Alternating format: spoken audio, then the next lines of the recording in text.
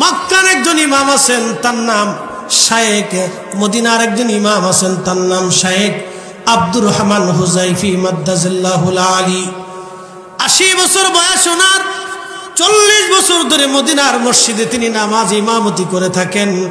চমৎকার তিনি তেলাওয়াত করেন, এত নরম সুরে সুরে তিনি তেলাওয়াত করেন, তার তেলাওয়াত শুনলে হাজীদের চোখে পানি চলে আসে। মসজিদে নববীর ইমামরা যখন কোরআন তেলাওয়াত করেন তখন খুব নরম সুরে ধীরে ধীরে ধীরে ধীরে পড়েন, ঠান্ডা ঠান্ডা তারা তেলাওয়াত করেন। মক্কার ইমামরা তাদের তেলাওয়াত থেকে উচ্চ আওয়াজে এবং আরো উচ্চ আওয়াজে তারা তেলাওয়াত করেন, কিন্তু মদিনার ইমামরা নরম সুরে মসজিদে নববীতে তারা তেলাওয়াত করেন। শেখ আব্দুর রহমান হুজাইফি 40 বছর ধরে নবীর মসজিদে ইমামতি করেন।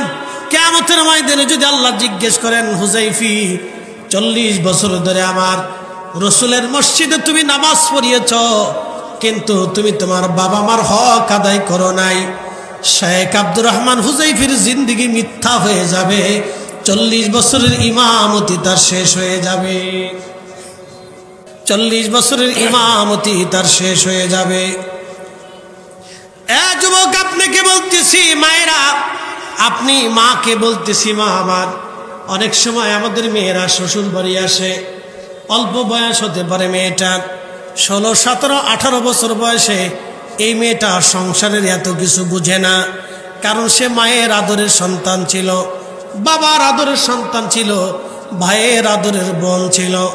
আপনাদের ঘরে নতুন এসেছে, আপনার ফ্যামিলিতে ম্যাচিং হইতে তার অন্তত 6 মাস সময় দিতে হবে। আমি আমার বৃদ্ধ নারী সমাজকে, মায়েদেরকে বলবো, মায়েরা, এই মেয়েটা আপনার ঘরে আসছে, আপনি তাকে নিজের কন্যার মতো চোখে দেখবেন, বেটার বউয়ের মতো চোখে দেখবেন না, কন্যার মতো চোখে দেখবেন। আর আপনি আপনার এই মেয়েটার পক্ষ নিবেন, আপনার ছেলের পক্ষ কখনো নিবেন না, আপনি আপনার নিজের বেটার বউয়ের পক্ষে থাকবেন। কারণ এজন্য আপনি থাকবেন, জানেন এই বেটার বউয়ের মাধ্যমে আপনার পরবর্তী নসল বংশধর দুনিয়াতে আসবে। কি কথা কন না কেন বলেন? শ্বশুর যারা আছেন শুনবেন, বেটার বউয়ের পক্ষে থাকবেন, ছেলের পক্ষে থাকবেন না, কারণ এই বেটার বউয়ের মাধ্যমে আপনার পরবর্তী নসল আসবে, আপনার বংশ আসবে, আপনি তার পক্ষে থাকবেন, তার দুঃখে দুঃখী থাকবেন, সুখে সুখী থাকবেন, সে সারা জীবন আপনার প্রতি কৃতজ্ঞ থাকবে। এগুলো আমাদের অনেক সমাজ, সংসার সমাজ বুঝে না তো। একটা 16, 17, 18, 20 বছরের একটা মেয়েকে বিবাহ দিয়ে দিছে, ও 16, 17, 18 বছরের সংসারের বুঝে কি?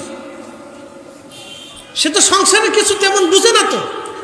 তার অন্তত এই সংসার বুঝাইতে হলে তার শাশুড়ির ভূমিকা বিরাট, তার শাশুড়ি তাকে হাতে কলমে শিক্ষা দিবে, 6 মাস 1 বছর পর্যন্ত বৌমাকে শিখাইতে হয়।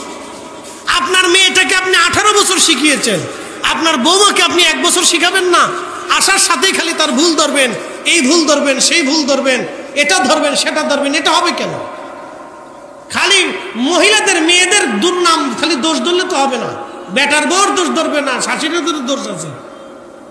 আর বেশি দোষ হলো আমাদের দেশের কুটনা বেটিদের, খালি পান খায় আর গ্রাম বাড়ি ঘুরে বেড়ায়। একদল আছে দেখবেন, আর কোনো কাজ নাই, এ বেটি পান খাবে, এই পাড়া ওই পাড়া, ওই বাড়ি সেই বাড়ি, সেই বাড়ি সেই বাড়ি, তো ঘুরতে ঘুরতে ঘুরতে ঘুরতে রহিমের মার কাছে চলে গেছে। তো রহিমের মা তখন রান্না করতেছে, জিগে রহিমের মা কি করো? রান্না করতেছি। তোমার রহিমের বউকো, বেটার বউকো? কে অসুস্থ, মেয়েটা ঘুমাচ্ছে বা শুয়ে রয়েছে, কষ্ট, আমি এই জন্য রান্না বান্না করে দিচ্ছি। কাউ কি রহিম রে বিয়ে দিছো কি তুমি কাজ করে খাবার লাগে? বাস দিছে না ফির বেড়ে গেছে গরমে। হ্যাঁ, কথা তো ঠিক কইছে। এই লেগে গেল ঝগড়া। এই সমস্ত কুটনা বেডি আল্লাহ ওদের জবানের জন্য ঠাডা ফেলা। কি কথা কর না কেন? এইগুলো সমস্ত মহিলারা বহু সংসার নষ্ট করছে। এই সমস্ত বেয়াদব মহিলা, বেহাইয়া মহিলা, বেহাইয়া মহিলা, বেহাইয়া বেডি বেপর্দা হয়ে খালি গ্রাম বাড়ি ঘুরে বেড়ায়। এই বেহাইয়া বেডির জন্য বহু সংসার নষ্ট হয়েছে, বহু বোনের জীবন নষ্ট হয়েছে, বহু ভাইয়ের জীবন নষ্ট হয়েছে। শোনেন, আপনাদেরকে আজকে একটা কথা বলি, ঘন ঘন তালাক কিয়ামতের আলামত। আর যখন স্বামী স্ত্রীর বিচ্ছেদ হয় তখন আল্লাহর আরশে মোল্লা কাঁপতে থাকে, আর রাবকে বলি, ইয়া রাব্বি, ইয়া রাব। সেই সম্পর্ক নষ্ট করতেছে, পবিত্র বন্ধনকে সে ছিন্ন বলতেছে আল্লাহ আমি তার সাথে সম্পর্ক রাখবো না ইয়া রাব্বি, যেই বন্ধন ছিন্ন করতেছে আমি তার সাথে সম্পর্ক রাখবো না আল্লাহ, আল্লাহ আমি তার সাথে সম্পর্ক রাখবো না আল্লাহ, যার মাধ্যমে যার কারণে এটা ছিন্ন হচ্ছে আল্লাহ আমি তার সাথে সম্পর্ক রাখবো না। সে আত্মীয়তার সম্পর্ক নষ্ট করে দিচ্ছে আল্লাহ, সে সুসম্পর্ক নষ্ট করে দিচ্ছে। শোনেন একটা কথা বলি, সন্তান পিতামাতার যখন তালাক হয়ে যায় ছেলে মেয়েদের, তখন এই তালাকের এফেক্টস তার সন্তানের মাথার উপরে পড়ে, এত কঠিনভাবে পড়ে যে ওই সন্তান ভবিষ্যতে বাবা মাকে পাইলে জবাই করতে পারবে, এরকমও তাদের সেন্স চেতনা এসে যায় যে সে বাপকে বাপই মনে করতে চায় না, মাকে মাই মনে করতে চায় না। বুঝতে পারছেন? জীবনে কোনোদিন কোন স্বামী স্ত্রীর তালাক হোক এটা কখনো কল্পনাও করবেন না এবং কোনো মতেই এ তালাক হতে দিবেন না। যত দূর সম্ভব হাজার চেষ্টা করে হলো ম্যাচিং করে দেওয়ার চেষ্টা করবেন, ইনশাআল্লাহ আল্লাহ কবুল করুক, সকলে বলে না আমিন।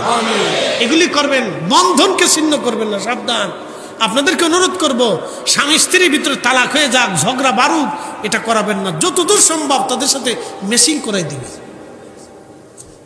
মিলমিশ করাই দিবে। ফাতেমা রাদিয়াল্লাহু আনহার সাথে হযরত আলীর একটু মনোমালিন্য হয়েছে, আমরার মতো এরকম ঝগড়া টগড়া না, কিন্তু এটা ভাইবেন না, তারা পবিত্র ছিল। একসাথে বলবেন না মারহাবা। তারা কি ছিল? পবিত্র ছিল, পাক ছিল। ইন্নামা ইউরিদুল্লাহু লিইউযহিবা আনকুমুর রিজসা আহলাল বাইতি ওয়া ইউতাহহিরাকুম তাতহীরা। হাবিব, আমি আল্লাহ আপনার আহলকে পবিত্র করেছি, পাক ও পাক করে দিয়েছি।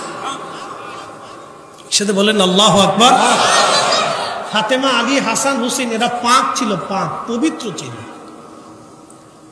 তো কথায় কথায় মনোমালিন্য করে হযরত আলী রাগ করে চলে আসছে। তো মসজিদে নববীতে এসে তিনি মাটির মধ্যে শুয়ে ঘুরছে। যদি কখনো বেশি রাগ হয় তো দাঁড়ানো থেকে বসে পড়বেন, যদি তাও রাগ না মিটে শুয়ে পড়বেন। খাটের উপরে শুয়ে না, মাটির উপরে শুয়ে। মাটির সাথে আপনার বডি যখন মিশবে অটোমেটিক রাগ মাটি চুষে নিয়ে যাবে। আল্লাহ রসুলের ওষুধের উপর পৃথিবীতে কোনো ওষুধ নাই। কি কথা বল না কেন? আল্লাহর নবীর ওষুধের উপর পৃথিবীতে ওষুধ নাই, একবারে মাটি আপনার রাগ চুষে নিয়ে যাবে। হযরত আলী মাটির মধ্যে শুয়ে রয়েছে। প্রিয় নবীজি ফাতেমার বাড়ি গেছে। ফাতেমা, আলী কই? বলে আব্বাজান, আপনার আলীর মনে তো দুঃখ দিয়ে ফেলছি, মনে কষ্ট নিয়ে বের হয়ে গেছে, কোথায় গেছে বলতে পারি না। বিশ্বাস করেন আল্লাহর নবী লাল হয়ে গেলেন, রাগান্বিতভাবে ফাতেমাকে ধমক দিচ্ছে। সাইয়্যিদাতুন নিসাই আহলিল জান্নাত, জান্নাতের রমণীদের সর্দারিনীকে নবী ধমক দিয়ে বলতেছে, করছো কি তুমি? আমার আলীর মনে দুঃখ দিয়ে ফেলছো, করছো কি তুমি?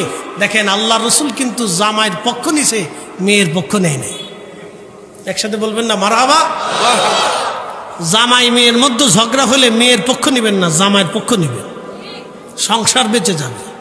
আল্লাহ রসুলের থিম চিন্তা মেনে নিবেন, তাহলে আর ঠকবেন না জীবনে। আল্লাহর নবী জামাইয়ের পক্ষ নিয়ে ফেললেন, মেয়ের পক্ষ নেন নাই। মেয়েকে ধমক দিচ্ছেন, করছো কি? আমার আলীর মনে কষ্ট দিয়ে ফেলছো, করছো কি ফাতেমা? বলে আব্বাজান আমার ভুল হয়ে গেছে। তো কোথায় আমার আলী? বলে আব্বাজান বের হয়ে গেছে, বলতে পারি না। আল্লাহর নবী খুঁজতেছে আলী কোথায় গেল? একসাথে বলবেন না আল্লাহু আকবার। আর আমরা লিখতাম গোলামের হুত মরে যাই গে, অর্থাৎ জামাই জমাই দেখি তা করতাম। মায়ে বেঁচে দেখলে বহুত জামাই পাবো। কি কথা কন না এলো হলো আমরা চিন্তা। আর আল্লাহর নবী খুঁজতেছে জামাই কোন জায়গায় গেল। খুঁজতে আইসে দেখে মসজিদে নববীর ভিতরে মাটির মধ্যে শুয়ে গেছে। নবীজি কাছে যায় বৈশা ডাক দিলেন, আবা তোরাব, উঠো, এ মাটিওয়ালা, আর কত মাটির মধ্যে শুয়ে থাকবো, উঠো, রাগ করো না, চলো। শ্বশুর এসে যখন এইভাবে ডাক দিছে আদর করে, তখন হযরত আলী উঠে রাগ ঠান্ডা হয়ে গেছে, আল্লাহ রসুলের সাথে হাঁটা শুরু করছে। তখন হযরত আলী চিন্তা করলেন, রসুল আমাকে আবু তুরাব বলে ডাক দিছে, তা আমার আজকে থেকে উপাধি আবু তুরাব। এই জন্য ওনার উপাধি ছিল আবু তুরাব, লকব ছিল আবু তুরাব। একসাথে বলবেন না মারহাবা। লকব কি? আবু তুরাব, মাটিওয়ালা, মাটির বাবা, মাটিওয়ালা, যাই বলেন আর কি। তো মূল আলোচনার দিকে ফিরে যাচ্ছি। মূল আলোচনার দিকে ফিরে যাচ্ছে। জুনাইস রাহিমাহুল্লাহ মা বদদোয়া করছে, আসমানে কবুল হয়ে গেছে। এ যুবক, আপনাদেরকে বলতেছি, এমন কোন কাজ করবেন না যেটা একবার হাত তুলে যদি ফেলেই বলে দেয় আল্লাহ, তাহলে আর আসমানে কবুল হয়ে গেছে। তাহলে বুঝবেন আর জীবনে কোনোদিন সুখের মুখ দেখবেন না। টাকা হবে, সুখ হবে না।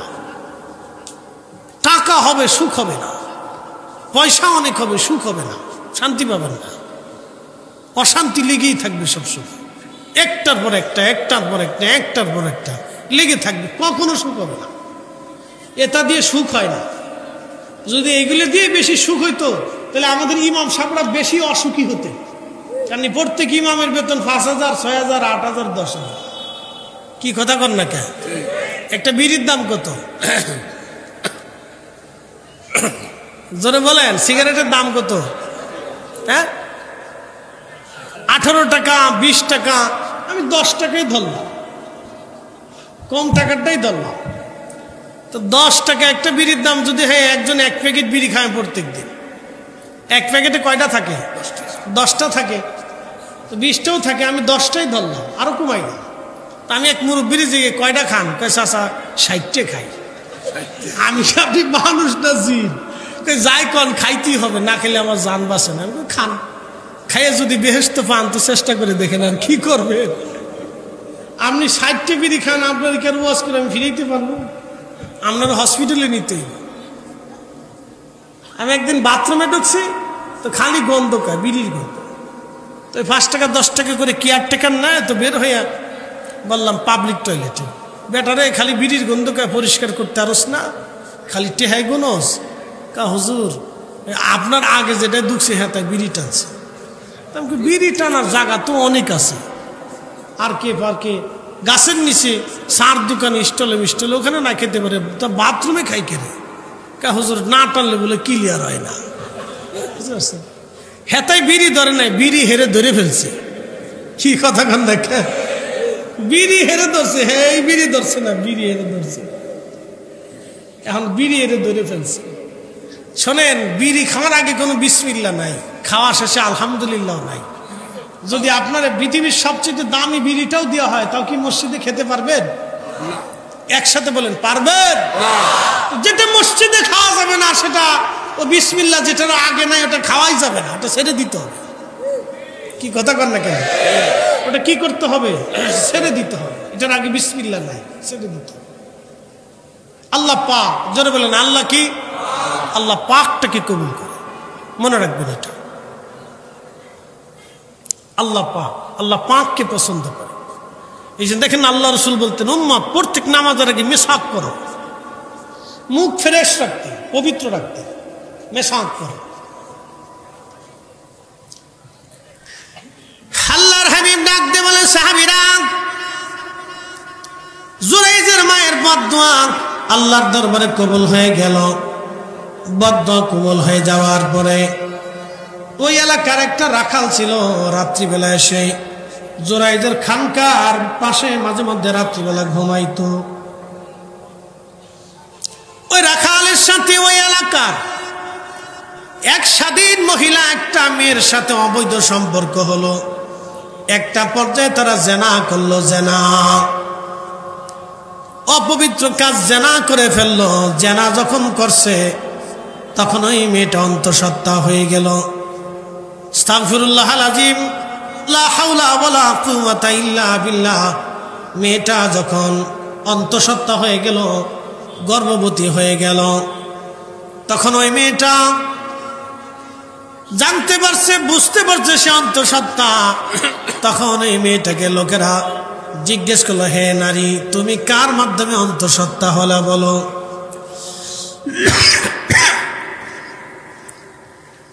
কে তোমাকে সর্বনাশ করেছে? নারী, কে তোমাকে সর্বনাশ করেছে বলো? তখন ওই মেয়েটা কি করবে দিশে পিশে না পেয়ে ওই রাখালের কাছে এসে বলল, রাখাল, তোমার মাধ্যমে আমি অন্তঃসত্ত্বা হয়েছি। সমাজ জানতে চায় কে এই পেটের বাচ্চা হবে, এই পেটের বাচ্চার কে মালিক হবে। এখন বলো আমি কি করতে পারি, কি উপায় এখন আমার হবে? তখন এই রাখাল বলতেছে, মেয়েরে আমি তো একজন গোলাম, তুমি একজন স্বাধীন নারী, যদি মানুষকে বলো তুমি আমার সাথে জেনা করছো, আমি তোমার সঙ্গে জেনা করেছি, তো মানুষ তোমাকেও মেরে ফেলবে, আমাকেও মেরে ফেলবে। তুমি যদি বাঁচতে চাও, আমাকে যদি তুমি বাঁচাইতে চাও, তাহলে আমি যার খানকার পাশে রাত্রিবেলা ঘুমাই, ওই জুরাইজ বড় বুজুর্গ, এলাকার মানুষ তাকে বিরাট সম্মান করে ভালোবাসে, তুমি বলবা এই জুরাইজ তার খানকার ভিতরে নিয়ে তোমার সঙ্গে জেনা করেছে। মার বদ্ধ কবুল হয়েছে নি? কথা কন না কেন? কবুল হয়েছে, হয়ে গেছে। তো জুরাইজ তো নামাজে দণ্ডায়মান, সে নামাজ পড়িয়ে যাচ্ছে, ইবাদত করে যাচ্ছে, হেতা দুনিয়ার আর কিছু জানে না। এদিক দিয়ে যে ঘটনা ঘটতেছে জুরাইজ জানে না। অমা তাদরি নাফসুন মাযা তাকসিবু গাদা, আগামী মুহূর্তটা তোমার জন্য কি আসবে তুমি নিজেও জানো। গত প্রশাসক, তিনি রাষ্ট্রপ্রধান, তিনি জানতেন না যে 1 ঘন্টা পরে তাকে দেশ ছেড়ে চলে যেতে হবে। কি কথা বলেন, জোরে বলেন? তিনি জানতেন না, তিনি তখনও ভাবেন নাই যে 1 ঘন্টা পরে আমাকে দেশ থেকে চলে যেতে হবে। ফায়সালাটা আল্লাহর, আমাদের এখানে কোনো হাত নাই। ওমা তাদরি নাফসুন মাযা তাকসিবু গাদা, এখান থেকে বের হয়ে বাড়ি পর্যন্ত যাবেন কোনো গ্যারান্টি নেই। কথা ঠিক কিনা? তাই যদি না হবে তাহলে দুনিয়াতে সুদ, ঘুষ, দাম্ভিকতা, অহংকার, অন্যায় এগুলি ছাড়তে হবে। কথা কোন ঠিক কিনা? দিন শেষে ফিরে যাব কার কাছে? আল্লাহর কাছে ফিরে যাব। দিন শেষে আমরা আল্লাহর কাছে ফিরে চলে যাব। আগামী রাষ্ট্রপ্রধান কি হবে আমরা কেউ জানি না, কি হবে আমরা কেউ জানি না। এখন যিনি আছেন তিনি কতদিন থাকবেন, না পালিয়ে যাবেন, না মরে যাবেন, না কোথায় যাবেন তাও জানি না, এটাও বলতে পারতেছি না। কি হবে আমরা জানি না। সব ওনার হাতে, ওই রবের কাছে, ওই মালিকের কাছে। জুরাইজ তখনও জানে না যে কি হবে। মানুষ যদি জানতো যে আমি মারা যাব আজ থেকে 50 বছর পরে, তাহলে আর মৃত্যু যদি মানুষ তার নিজের হাতে রাখতে পারত, তাহলে পৃথিবী ধ্বংস হয়ে যেত। অন্যায় অপরাধে পৃথিবী ধ্বংস হয়ে যেত। মৃত্যু আল্লাহ তার নিজের কাছে রাখছে। আগামী মুহূর্তটা মানুষ জানবে না, এটা আল্লাহ তার নিজের কাছে রাখছে। তিনি মহাশক্তির অধিকারী। একসাথে বলা যাবে না আল্লাহু আকবার। কোন সৃষ্টি জানেন, একটা গরু জানেন আগামী সময় কি হবে, জিন ফেরেশতাও জানেন আগামী মুহূর্তে কি হবে, আমরা কেউ জানি না। যেহেতু জানি না, সেহেতু আমাদের কাজ হচ্ছে আল্লাহর দিকে নিজেকে ঝুঁকিয়ে দেওয়া, ঝুঁকিয়ে দেওয়া, ঝুঁকিয়ে দেওয়া। কথা বল ঠিক কিনা? আল্লাহর দিকে নিজেকে ঝুঁকিয়ে দেওয়া। ভাই আমরা কেউ জানি না আগামী সময়টা কি হবে আমাদের। আমি বাড়ি পর্যন্ত যাব কিনা জানি না, আজকে আমার স্ত্রীর কাছে ফিরে যাব কিনা আমি জানি না, বলতে পারবো। জুরাইজ তখনও জানেন না কি হচ্ছে তার ভাগ্যে, কিন্তু মায়ের বাধ্য কবুল।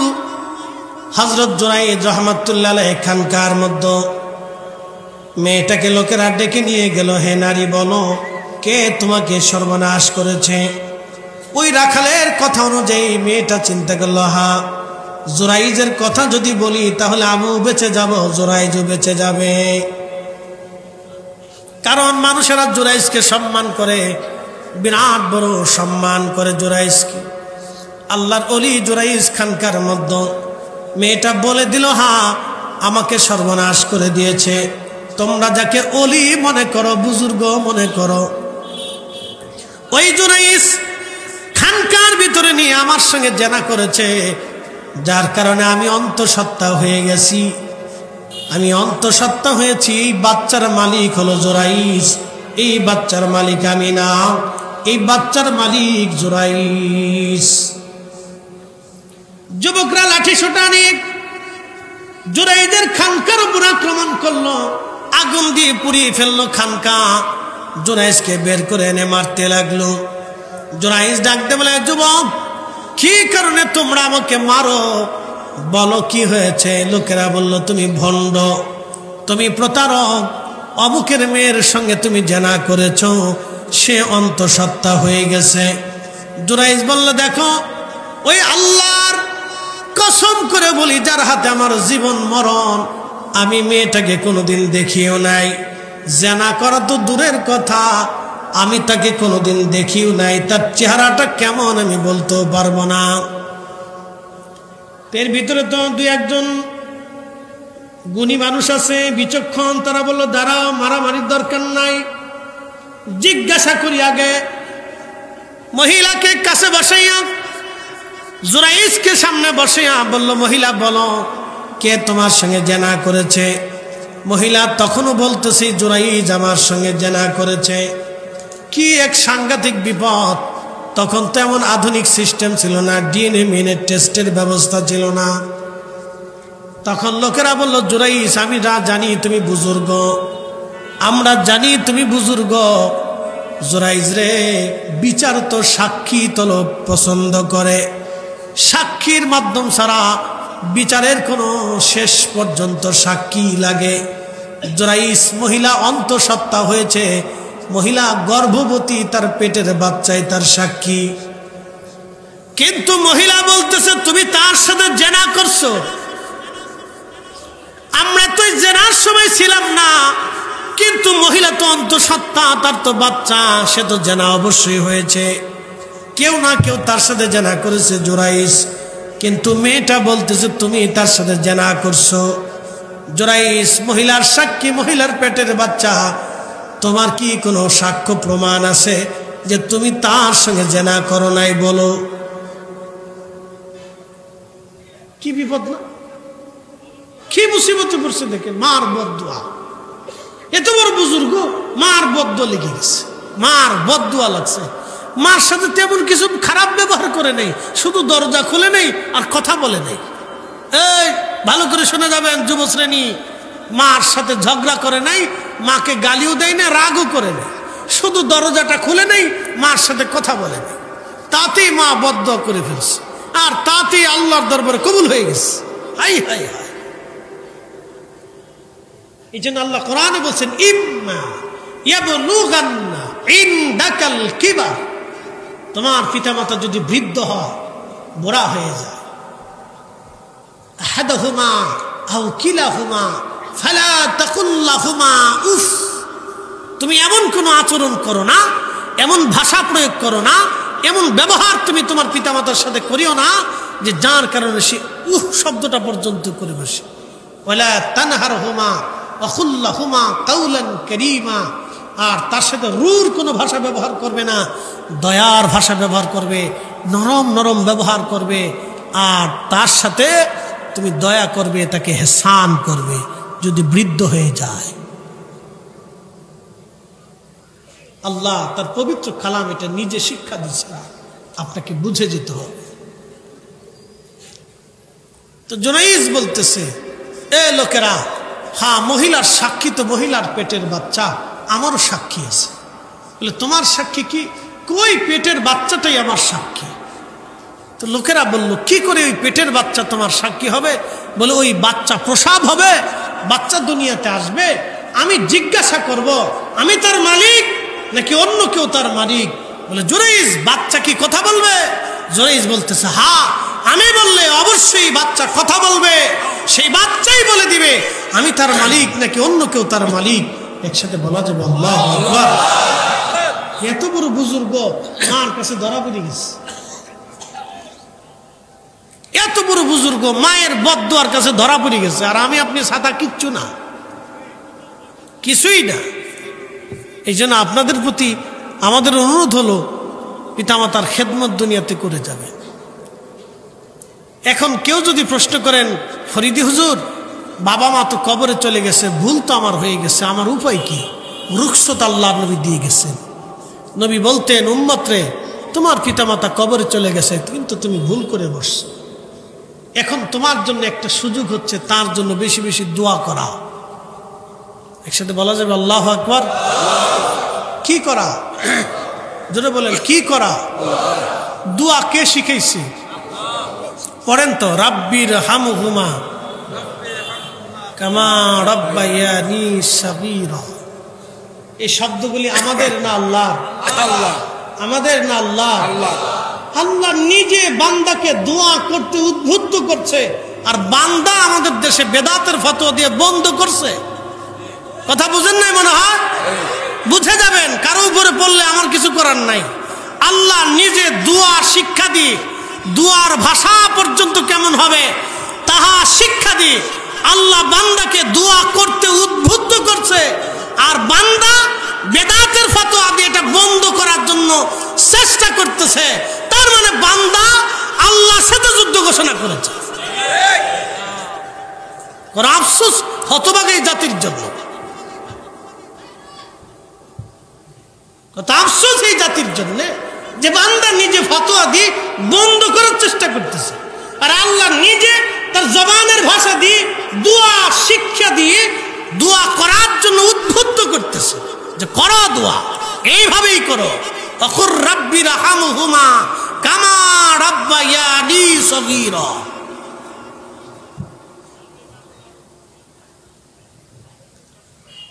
কথা আপনাদেরকে সুস্পষ্টভাবে বুঝে যাওয়াটা জরুরি।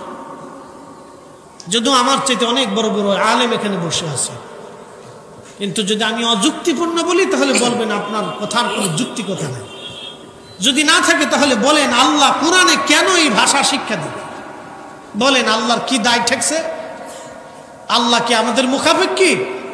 তো কেন আল্লাহ এটা শিক্ষা দিবে? বলেন যে আল্লাহ এই ভাষা শব্দগুলি কেন শিখাইলেন?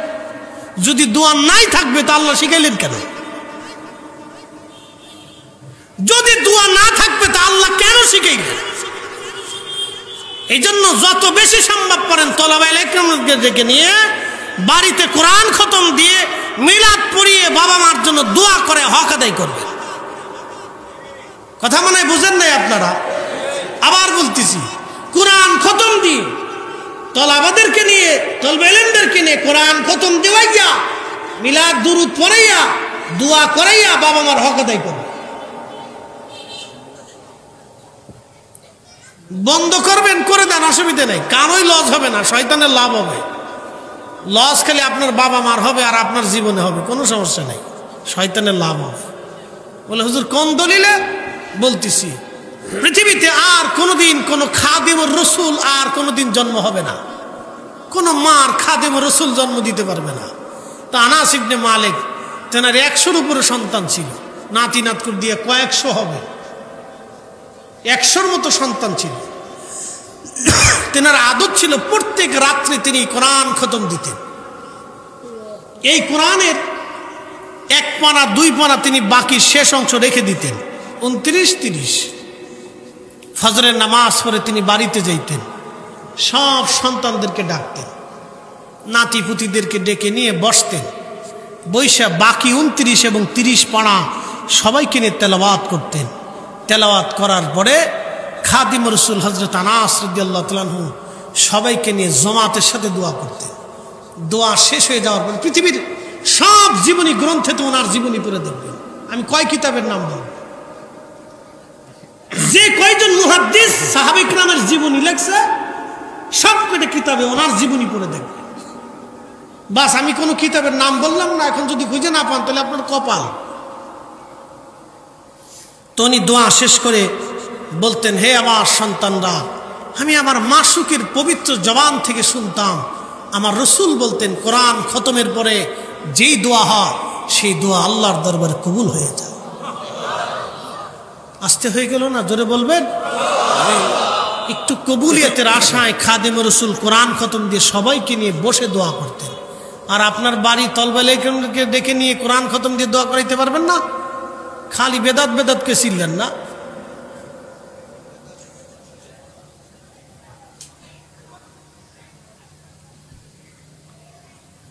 প্রিয় হাজিরিন, খাদিম রাসূল আল্লাহ নবী ডাক দিয়ে বললেন, সাহাবীরা, হযরত জুনাইস তখন বলল, হে লোকেরা বলো, এই বাচ্চা আমার সাক্ষী, বাচ্চা প্রসব হওয়ার পরে আমি তার কাছে জিজ্ঞাসা করব এই বাচ্চাটা আমি মালিক না অন্য কেউ মালিক? লোকেরা বলল, জুনাইস কি কথা বলবে? কি বাচ্চা? বলে হ্যাঁ। আমি বললে বাচ্চা কথা বলবে। বললেন 3টি বাচ্চা মায়ের কোলের মধ্য থেকে কথা বলেছিল, তার একজন হলো জুরাইজের সাক্ষী, আর একজন হযরত ইউসুফ আলাইহিস সালামের সাক্ষী, আর একজন হযরত ঈসা রুহুল্লাহ। মায়ের কোলে থেকে তারা মানুষের সঙ্গে কথা বলেছিলেন। একসাথে বলবেন আল্লাহু আকবার। কয় বাচ্চা? 3 বাচ্চা মানব জাতির সাথে কথা বলছেন মায়ের কোলে থেকে। তার একটা বাচ্চাই জুরাইজের সাক্ষী, সহিহ বুখারী হাদিস। আল্লাহর হাবিব রাহমাতুন নবী বলতেছেন, লোকেরা সিদ্ধান্ত নিল, ঠিক আছে তাহলে জুরাইজকে ততদিন জেলখানায় থাকতে হবে যতদিন এই বাচ্চা প্রসব না হয়, তার সাক্ষী হাজির না করবে ততদিন সে জেলখানায় থাকবে। হযরত জুরাইজ রাহিমাহুল্লাহ জেলখানার মধ্যে ওই যে মার বদদোয়া কবুল হয়ে গেছে। আল্লাহ, পতিতা নারীর অপবাদ না দিয়া আমার সন্তানরে কবরে দিও না আল্লাহ, তারে অপমান করাইবা, তারপরে তারে কবরে নিও, সে যত বড় অলি বুজুর্গ হোক না কেন। মার বদদোয়া কাজ হয়েছে। অতএব একটা কথা মনে রাখবেন, কোন বুজুর্গই কাজে লাগবেন না। অতএব যত বেশি পারেন, মা মরে গেছে কবরে, চিন্তা নাই, খালি দোয়া করবেন, বেশি বেশি দোয়া করবেন, প্রত্যেক নামাজের পরে দোয়া করবেন, প্রত্যেক কবর জিয়ারতে দোয়া করবেন, তাদের জন্য সদকা দিবেন, দোয়া করবেন, গরিব এনে ডেকে এনে খাওয়াবেন, তাদের জন্য দোয়া করবেন।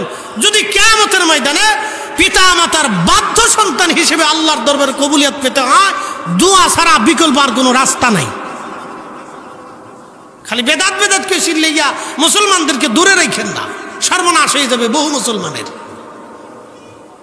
বহু মুসলমানের কপাল নষ্ট হয়ে যাবে। হযরত জুরাইজ রাহিমাহুল্লাহ সন্তান প্রসব হওয়ার পরে লোকেরা ডেকে নিয়ে আসছে, জুরাইজ এবার আসো, সালিশ দরবার বসবে। মহিলাটা তার বাচ্চাটাকে নিয়ে আসছে কোলে করে। লোকেরা বলল, মহিলা বলো এই বাচ্চার মালিককে? মহিলা বেহায়া তখনও বলল, এই বাচ্চার মালিক জুরাইজ। একটা কথা মনে রাখবেন, বেহায়া যে নারী, সে নারীর কোনো শরম লজ্জা নাই। ঠিক আসতে বলেন কেন, জোরে বলেন। বেহায়া বেপরদা বেহায়া নারীর কোনো লজ্জা শরম নাই। ও বুজুর্গ মুরব্বী আলেম ফির কিচ্ছু চিনে না, ও শরম লজ্জা কিচ্ছু নেই। ও মানুষও চিনে না, ছোটও চিনে না, বড়ও চিনে না, মুরব্বীও চিনে না। ও সবার সামনে দিয়ে বেপরদায় বেহায়াদের রাস্তা দিয়ে আইতে যায়, লজ্জা করে না, শরম কর। আমি জানি আমার এই শক্ত কথা অনেক নারীদের অন্তরে কষ্ট লাগতে পারে, লাগলেও কিছু করার নাই বোন আমার, বাস্তবতা থেকে বলতেছি। তখন বেহায়া নারী বলতেছে, জুরাইজ এই বাচ্চার মালিক। তখন ওকে জুরাইজ এই বাচ্চার মালিক। লোকেরা বললো, জুরাইজ তাহলে তোমার সাক্ষী হাজির করো। তুমি বলে বাচ্চা কথা কইব, কেরামতি দেখাইবা, তো দেখাও। জুরাইজ বললো, তাহলে বাচ্চাটাকে আমার কাছে নিয়ে আসো। আল্লাহ নবী বলতেছেন, ওই বাচ্চার তল পেটে জুরাইজ শাহাদাত আঙ্গুল দিয়ে ধাক্কা দিলে, ডেকে বলেন, এ বাচ্চা বলো, আমি তোমার মালিক না অন্য কেউ তোমার মালিক? তুমি কার মাধ্যমে জন্ম নিয়েছো বলো। বাচ্চার জবান খুলে গেল। একসাথে বলেন তো আল্লাহু আকবার, আল্লাহু আকবার। ইজ্জতের মালিক মালিক আল্লাহ। বদদুয়া আল্লাহ কবুল করে তার এই কিছুদিন আল্লাহ শাস্তি দিছে, মার বদদুয়া।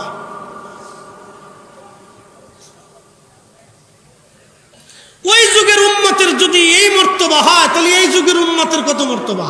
70 গুণ। জোরে বলেন কত গুণ? 70 গুণ। একসাথে বলেন কত গুণ? 70 গুণ।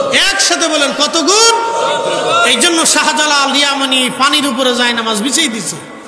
ইমাম শাফিঈ দাজলা নদীর উপরে যায় নামাজ বিছিয়ে নামাজ পড়েছে। ইমামুল আজম আবু হানিফা রাহিমাহুল্লাহ, আহা চোখের পাওয়ার এত বিশাল ছিল, দেখতেছে যুবক ওযু করে, তো দেখে ওযুর সাথে জানার গুনার ভেসে যাচ্ছে। জিজ্ঞেস করলো, যুবক তুমি কি জানা করে আসছো? বলে, হুজুর জানা করছি কি করে জানেন? বলে, তোমার ওযুর পানির সাথে জানার গুনাহ ভেসে যাচ্ছে, আমি আবু হানিফা দেখতেছি। জোরে জোরে জোরে জোরে। আমরা ফিকহি মাযহাবে, আমরা তার মাযহাবকে স্মরণ করি, তিনি ইমাম ইব্রাহিম নখীর ছাত্র, তিনি আব্দুল্লাহ ইবনে মাসউদের ছাত্র, তিনি রাসূল করিমের ছাত্র, রাসূল করিম আল্লাহর ছাত্র। আমরা তার মাযহাবের অনুসারী। কেউ যদি বলে 8 টাকা তারাবি পড়তে হবে, আমি বলবো তুমি মিথ্যাবাদী। তোমার মতো মিথ্যাবাদী পৃথিবীতে আর একটা হতে পারে না। চরম মিথ্যাবাদী, ডাহা মিথ্যা কথা, ডাহা মিথ্যা কথা। কষ্ট হচ্ছে আপনাদের? কিছু হক কথা তিতা লাগে, কিছু তিতা লাগে। প্রিয় উপস্থিতি আমার, আহা, তো জুরাইস তখনই ধাক্কা দিয়ে বলতেছে, বলো তোমার মালিককে। বাচ্চার জবান খুলে গেল, বাচ্চা ডাক দিয়ে বলতেছে, সমাজের মানুষ, তোমরা যাকে আমার ব্যাপারে অপরাধী ভাবতেছ, জুরাইজ আল্লাহর ওলি, আল্লাহর পেয়ারা বুজুর্গ, আমি তার মাধ্যমে দুনিয়াতে আসি নাই, আমি একটা রাখালের মাধ্যমে দুনিয়াতে আসছি। ওই রাখালের নাম অমক, সে ওনার খানকার পাশে রাত্রিবেলা ঘুমাইতো। আমার মা তার সঙ্গে জেনা করেছে, আমি সেই জেনার ফসল। হযরত জুরাইস আসমানের দিকে তাকিয়ে বসে বসে কাঁদতেছিলেন। যুবক যারা ওনাকে মেরেছিল তারা এসে হাতে পায়ে ধরে ক্ষমা চায়, হুজুর ভুল করে ফেলছি, আমাদেরকে মাফ করে দেন। আপনার খানেকা আমরা স্বর্ণ দিয়ে রৌপ্য দিয়ে বানায় দিব। জুরাইস বলতেছিলেন, আরে যুবকরা, তোমাদের উপরে আমি ক্ষুব্ধ না, আমি রাগান্বিত না। আজকে আমার এই পরিস্থিতির জন্য আমি নিজেই দায়ী, কারণ তোমরা তো আমার উপর ভুল বুঝেছ। তোমাদের খানকা স্বর্ণ রৌপ্য দিয়ে বানাইতে হবে না। আমার মার 3 দিন ধরে মা আমাকে ডেকেছিল, আমি মার ডাকে সাড়া দেই নাই। আমার মা আমারে বদদোয়া করে গিয়েছিল রে যুবকরা, সেই বদদোয়ার ফসল আজ আমি পেলাম। আমার মা বলেছিল, আল্লাহ দুনিয়াতে কোন পতিতা খারাপ নারীর অপবাদ না দিয়ে আমারে কবরে দিও না। আমার মায়ের সেই দিনের বদদোয়া আজ কবুল হলো রে যুবকরা। তোমাদেরকে আমি উপরে বেজার না, তোমাদেরকে ক্ষমা করে দিয়েছি। তোমরা আমাকে মেরেছ, সেই জন্য ক্ষমা করেছি, কিন্তু আমার মায়ের বদদোয়ার কারণে আমি আজ এই পরিস্থিতির শিকার হয়েছি। তোমাদেরকেও বলি, যুবকরা, মায়ের সঙ্গে বাবার সঙ্গে খারাপ আচরণ করবে না, তাদের অবাধ্য হবে না, অবাধ্য সন্তান হিসেবে আল্লাহর দরবারে পরিগণিত হবে না। তা না হলে জুরাইজের চাইতেও কঠিন পরিস্থিতির শিকার তোমাদের হতে হবে।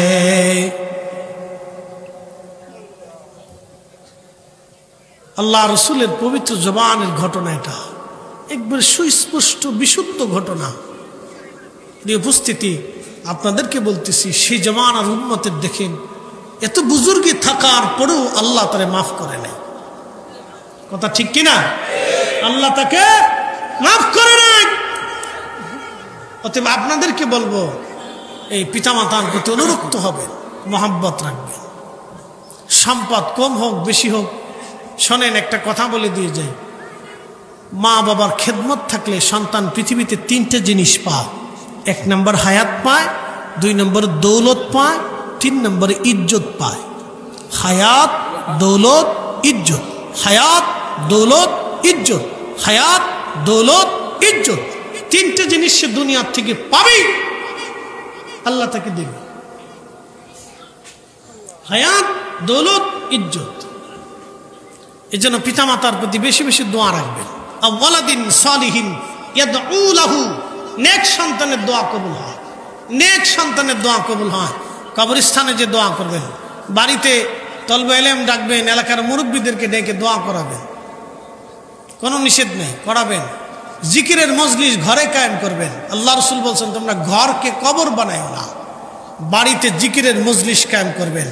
মিলাদ শরীফের মতো সুন্দর জিকিরের মজলিস আর কি হতে পারে, যেখানে আল্লাহ রসুলের দুরুদ আছে, কোরআনের তেলাওয়াত আছে, আল্লাহর জিকির আছে, দুয়া আছে, হ্যাঁ, এরপরে আপনার তবারুক আছে।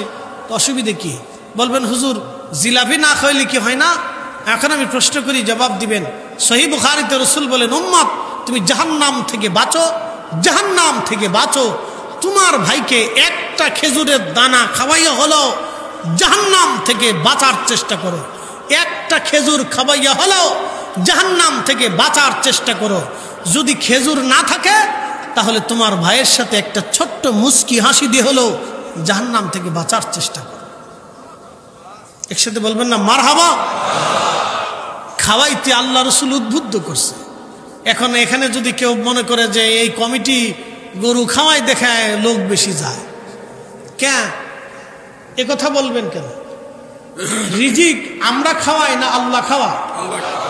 না জোরে বলেন তো। আপনার বরাত দিয়ে যাহা আছে আপনি পাবেন, তা ওনার মাধ্যম দিয়ে হোক আর ওনার মাধ্যম দিয়ে হোক বা আরেকজনের মাধ্যম দিয়ে হোক, আপনার বরাতে যেটা আছে ওটা আপনি খান। আল্লাহ আমার দিয়ে হয় বা আরেকজনকে দিয়ে হোক বা আরেকজনকে দিয়ে হোক আল্লাহ খাওয়ায়, কিন্তু আপনার বরাতে যেটা আছে ওটা আল্লাহ আপনারই খাওয়ায়। কি কথা ঠিক কিনা? মাঝখান দিয়ে একজনের বরাত দিয়ে আরেকজনের মাধ্যম দিয়ে আল্লাহ খাওয়ায়।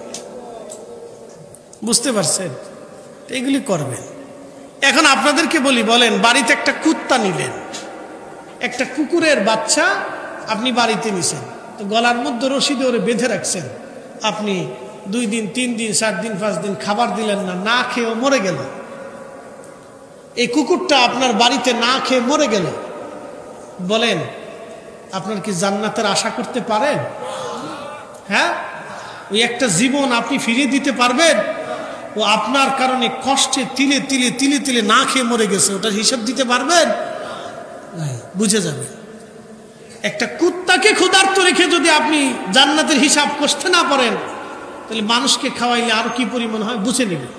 অতএব কেউ যদি খাওয়ায় তাকে আপনারা নিষ্ক্রিয় করবেন না, তাকে উদ্বুদ্ধ করেন। এগুলো অন্যায়, এটা অসুস্থতা, এটাও মানে কি বলে আপনার এই সংকীর্ণ মন মানসিকতা। একজন খাওয়াচ্ছে, আপনি তার উদ্বুদ্ধ করেন, আল্লাহর বান্দা তুমি খাও, তোমার সামর্থ্য আছে খাও। আমাদের মাদ্রাসায় তলবে এলেম আছে, তাদেরকেও খাও। গরিব মিসকিন আছে, তুমি তাদেরকেও খাও।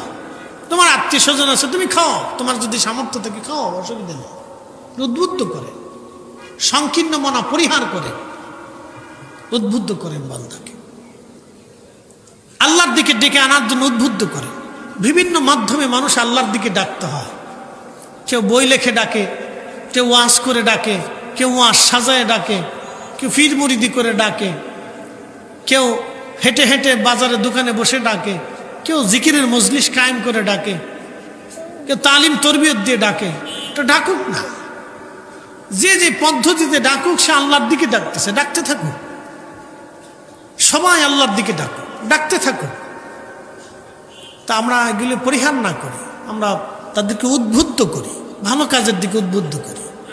যে লোকটা বাড়ি মিলাদ দেয়, আপনি তো ভাবতেছেন যে খুব অন্যায় করে ফেলছে, ধরেন বিরাট আপনার দৃষ্টিতে অনেক বড় অন্যায়।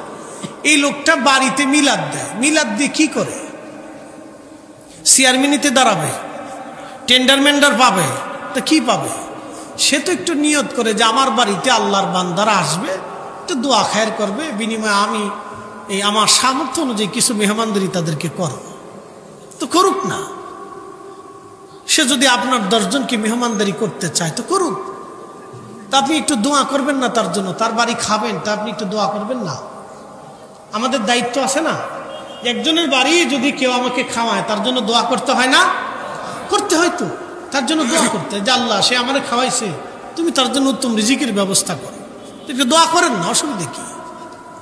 এগুলি পরিহার করতে হবে। এগুলি নিয়ে ঝগড়া বাড়াইয়া সমাজ আর কিছু করেন না। আমাদের দেশের নারী সমাজ এমনি বেলাইনচ্যুত হয়ে গেছে, লক্ষ লক্ষ যুবক বেলাইনচ্যুত হয়ে গেছে। আপনি জানেন বাংলাদেশের লক্ষ লক্ষ যুবক নেশায় আক্রান্ত, কথা কন না ঠিক কিনা? লক্ষ লক্ষ যুবক নেশায় আক্রান্ত। যা দেখবেন এই পাড়া ওই পাড়া মারামারি করে, ওই পাড়া ওই পাড়া ঝগড়া করে, এই এলাকা ওই এলাকা ঝগড়া করে।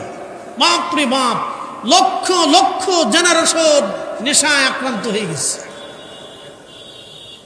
8, 9-এ পরে ছেলে বিড়ি টানতেছে, সিগারেট টানে বাম হাত দিয়ে, খুব টানতেছে,